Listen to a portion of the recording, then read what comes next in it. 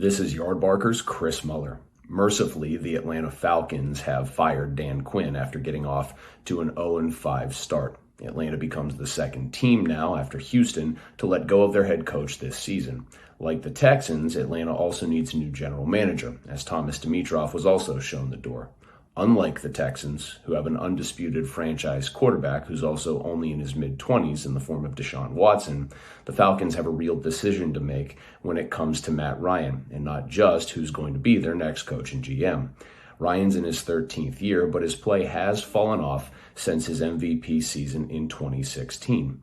Team president Rich McKay and owner Arthur Blank have to decide whether a new GM and coach should be able to start from scratch with their own quarterback or whether they should inherit Ryan.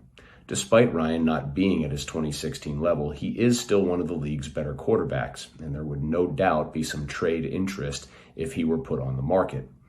Interim head coach Raheem Morris will get a crack at taking over as head coach full-time, but given the fact that his defense has underperformed all season, it seems unlikely that he'll suddenly turn things around and open Blank and McKay's eyes to what he can do. However, if the Falcons do finish strong this season, Morris will at least get some consideration.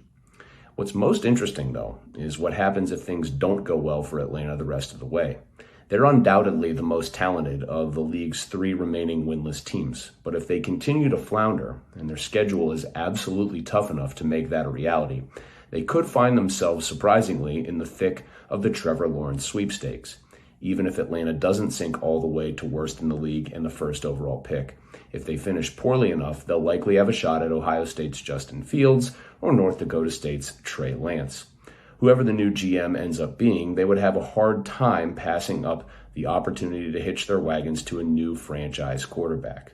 In terms of a new head coach, it all depends on what Atlanta wants. Eric Bieniemy is the obvious choice if they want an offensive tactician, with Buffalo offensive coordinator Brian Daboll and perhaps Tampa Bay's Byron Leftwich in the mix as well.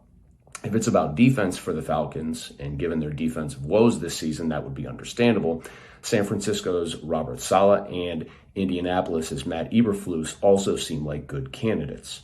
Regardless of what comes next for the Falcons, one thing is abundantly clear. A roster as talented as Atlanta's has no excuse for being as bad as they are. For Yardbarker, I'm Chris Mueller.